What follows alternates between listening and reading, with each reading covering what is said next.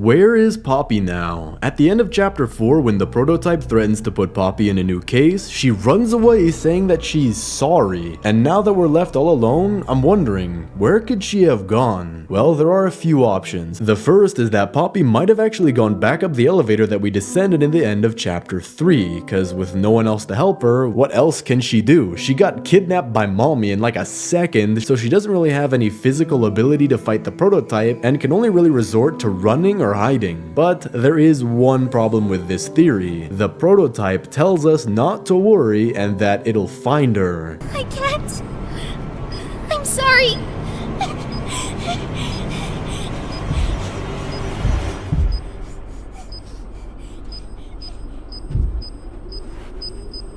Some friend, huh?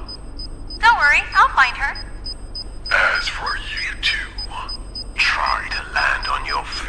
Which makes me think that if Poppy wants to make it all the way back to the elevator, the prototype's not just gonna let her do that, and what makes it even worse is that the elevator is very far from where we were. So Poppy is gonna have to run and hide without getting caught once, and during the call we can hear that the prototype's footsteps are just outside of the ventilation block. Let me tell you what comes next. I'm going to Come up there. and I'm going to Find you. Your collaborators. The few you have left, they will be dealt with.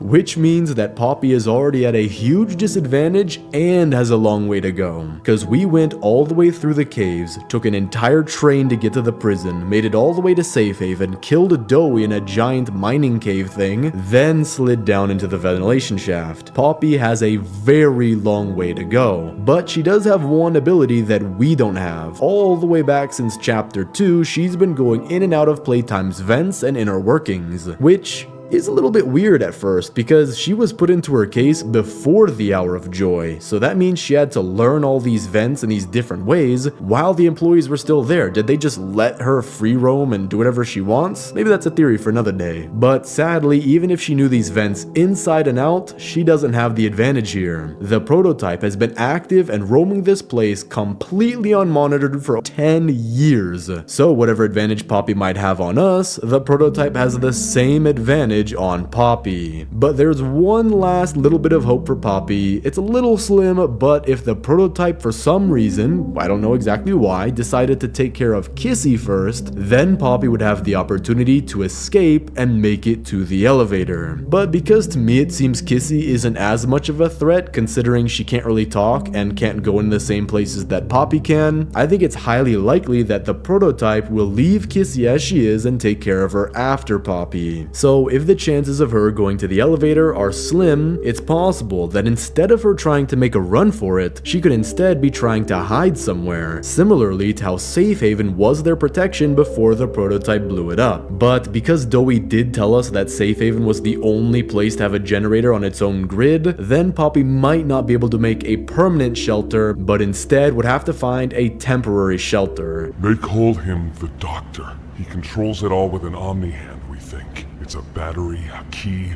the master control to anything in the entire factory. He commands everything down here. Everything but this. Runs completely on its own grid, away from the prison. For a time, it kept us safe, but now, I need you to stop the Doctor.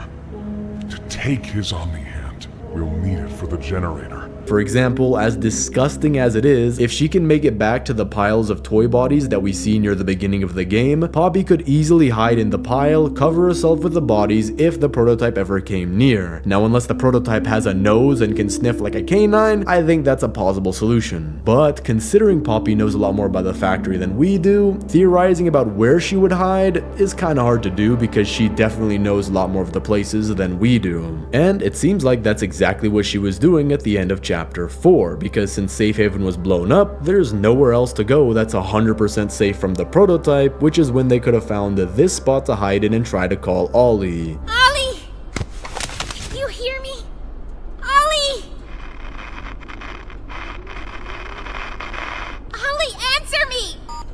Ollie, something's gone horribly wrong. The Safe Haven... Shelf ventilation block B6. but that was probably her biggest mistake because it's possible that the Ollie phone also pings location, which could be why the prototype found Poppy that quickly. But because she doesn't have the phone anymore, she actually might have decent odds at finding a good hiding place. The only bad thing about that plan is that it'll never be permanent. If the prototype has already been here for over 10 years, he could just as easily spend 10 more years or even more finding Poppy. But it seems like the prototype doesn't actually want to kill her. If you remember back in the phone call, the prototype says it'll kill Kissy and us, but Poppy for some reason gets to be put in a case. Your collaborators, the few you have left, they will be dealt with. What are you going to do with me? I've got something special in mind. I prepared it just for you. And this one. You will never want to leave. No. No, no, no.